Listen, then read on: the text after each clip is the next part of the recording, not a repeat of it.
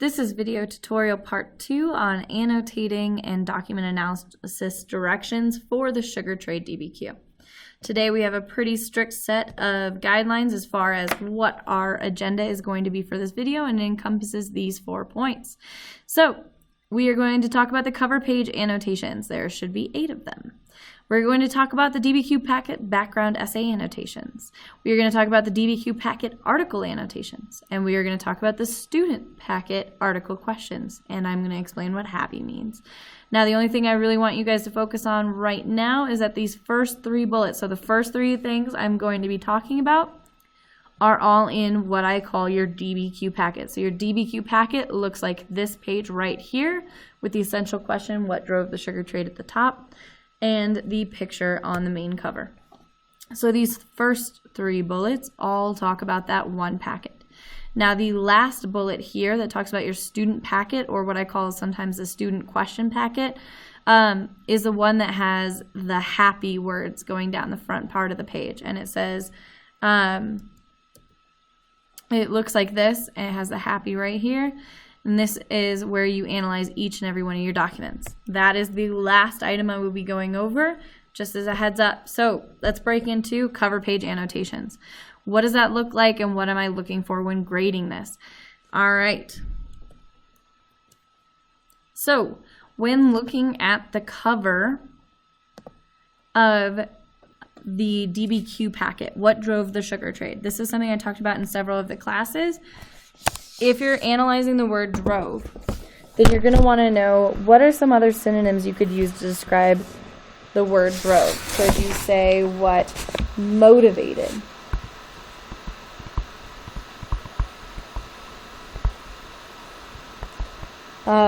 What kept it going? What caused the continuation of the sugar trade? These are all different notes that you could include about the sugar trade. Something else I talked about in class was, what about these mountains? And I would write a note off to the side, and my note would say, how did the geography impact the captivity of the enslaved people? Did it help them to escape? Did it keep them on the plantation, etc., etc.? That could be one note right there.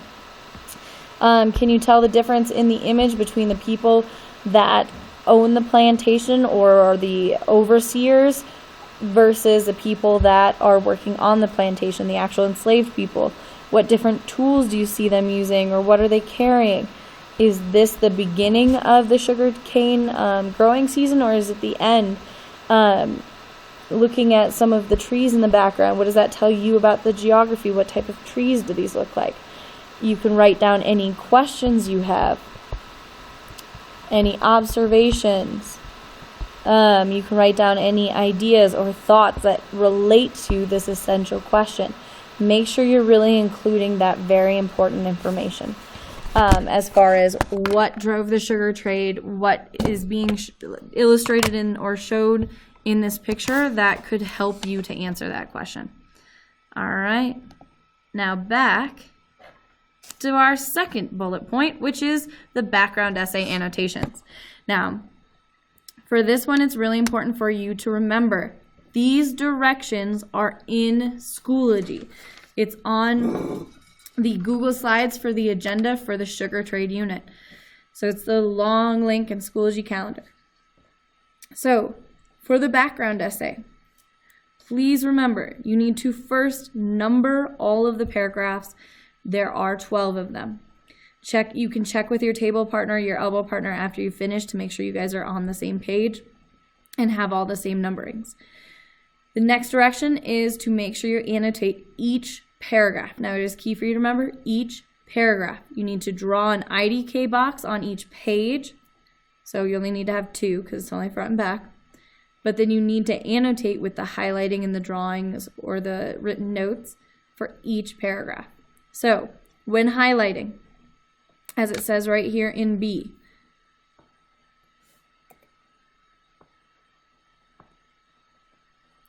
right here with B. So make sure you're highlighting the key information, but I haven't given you direct instructions as far as what colors you need to use or how you need to use them. So I did give you the hint of please be careful of over highlighting. You will lose points if you highlight every line or highlight excessively. If you're using a color coding system, which I highly suggest I do that when I'm highlighting any text on my own, make sure that you create a key so I can understand what the different colors mean. If you only use one color, that's perfectly fine. I'm just saying that if you use different colors, use the different colors for a purpose, and you need to tell me what that purpose is. For an example, green could mean proper place names, different locations, the geographic regions that you want to remember, those could all be in green. Blue could represent important numbers, data, facts, information that are all in that blue color. Yellow, which is what should be here where this 3 is, yellow could be your just general information, that facts are important information that you think should be highlighted but do not fit into the other color categories. The final thing you need to do is make sure you write or draw in the margins for every paragraph. Okay? This is as simple as it is for the background essay. It's just front and back, pages 3 and 4. Make sure that you are numbering the paragraphs first, highlighting the important information, and following these directions. Write or draw on the margins for each paragraph. The IDK box at the top of each page is only for the words you do not know. And if you don't know what they mean, you should be looking them up. All right. Whew, we are cruising through this. We are moving on to article annotations. Now I put document A on here as an example for what you need to be doing with each of these documents. So for every document, you need to highlight the key information. All right. For this document where it's just a picture and there are no words, I gave you an example of how you could highlight. You could have the information about which countries colonized each one of these islands or territory and highlight them in the different color depending on what country colonized them. And I'll show you that in just a second. Then you need to write notes in the margin about how this document relates to the essential question, which is what drove the sugar trade, and include any information that relates to the document from the background essay. So you're relating it to the essential question and the background essay. I really want you to re-examine that information as you're going through these documents. 3, you can also include any information about the sources that you find interesting. So an example is in document A, if you look up here where it says source, map created from various sources. So if it says the map was created from using several different sources, is it a primary or a secondary source?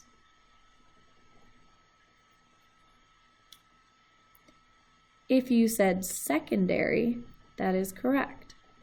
Now what this tells me is that someone at some point had to be looking at maps of the Caribbean in 1750 or information about the colonization of the Caribbean in 1750 and compile this map from information about Spanish colonization, British colonization, French colonization, etc., etc. So you need to make sure that you understand what does it mean or what important information can you just get from looking at the source.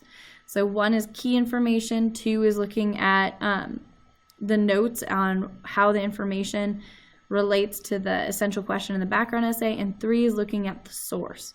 So this does not need to be super extensive because you are also going to be answering questions in the student packet document questions.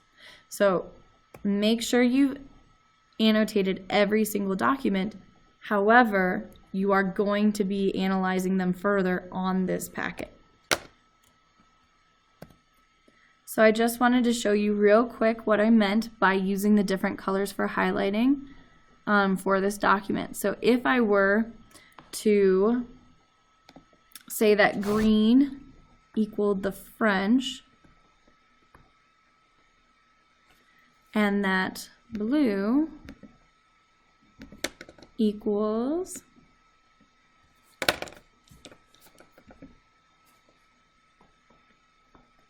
British,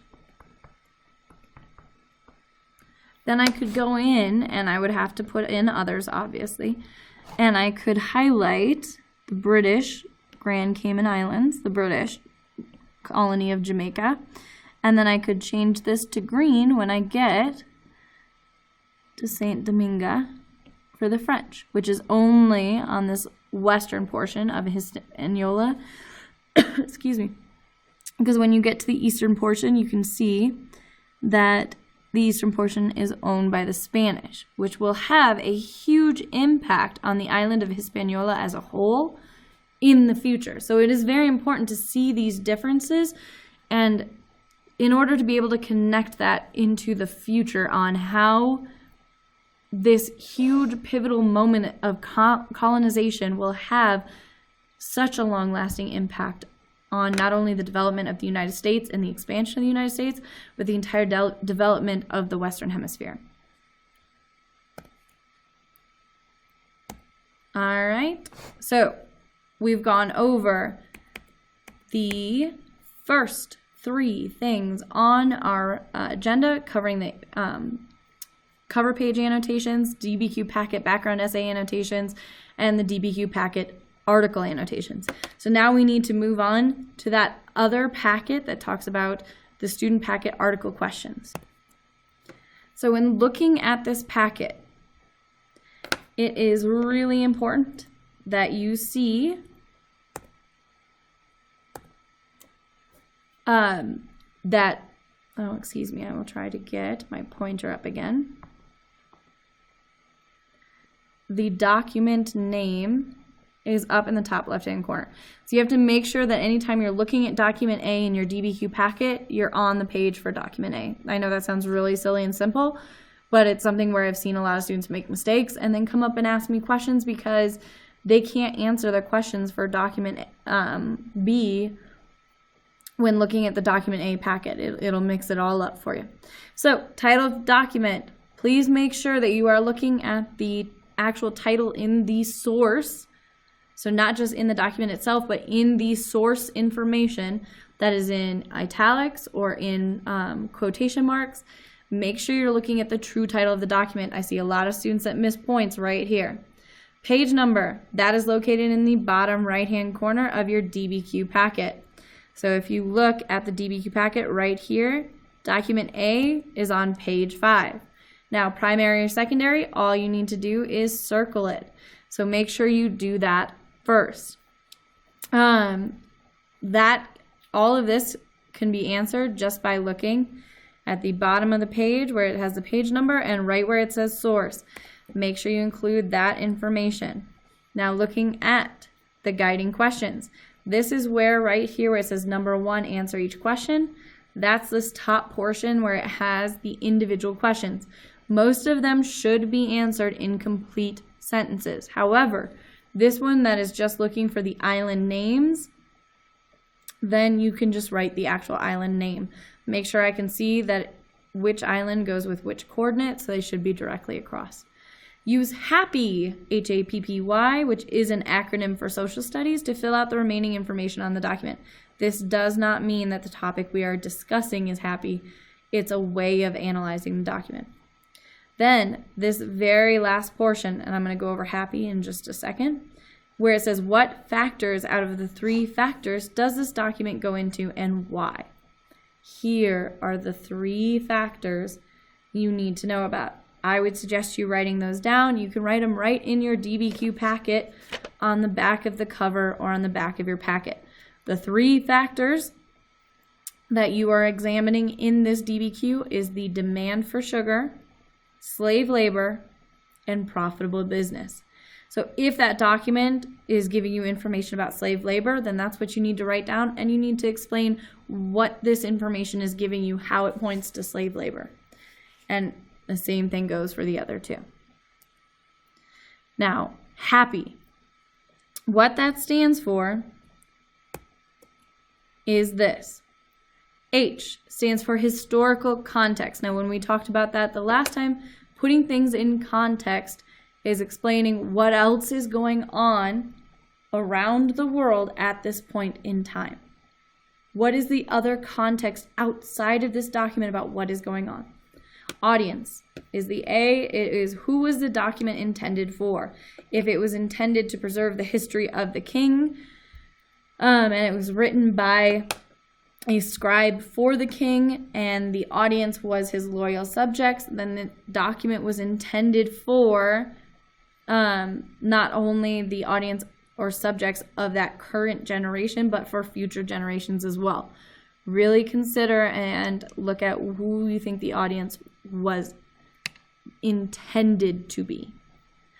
P for purpose. The first P is about why was the document created. So make sure you understand, was it created to try to persuade people to understand the power of a ruler? Was it created just to inform? Was it created to send an emotional message? What was the purpose of the document? And the second P is for point of view. Who is the author? Because like I said in my earlier example for audience, if the person was writing for the king, was paid by the king, and could be heavily influenced by not wanting to lose their head with the king, they might represent history in a different way than someone who didn't have any stakes in representing that king in a positive or great light. So the point of view can change or alter how people present information. So make sure you consider point of view when you're looking at the author and the source. Now, the last why is this source important? Now, this slide is in our Google Slides on Schoology, so please be aware this information for Happy is in your Google Slides on Schoology. So is this second piece of information, which provides you with extra details to help you kind of break down the Happy acronym further in case you are struggling with what you need to put down for each letter. One of the things I like that's included in this one is where it talks about prior knowledge underneath historical context. So what do you know that would help you further understand this primary or secondary source, depending on which one it is? Then you need to look at your prior knowledge, okay? So this one is a little bit higher level as far as the vocabulary used in its explanation, but I like that it breaks it down further, so it gives you more information you could be looking at. And now finally, our last thing that I need to go over is just the questions for the background essay. This is extra credit. This is what the page looks like, but it will also be available to you on Friday, which no one should be completely done with any of the work I've described in this 18-minute video until this Friday. And if you do finish early, then this is welcome and open to you to be completed as extra credit. Please let me know if you have any questions about any of the information provided, and feel free to go back and review any specific information from any of the parts or sections of this video about anything you might have a question about. Is there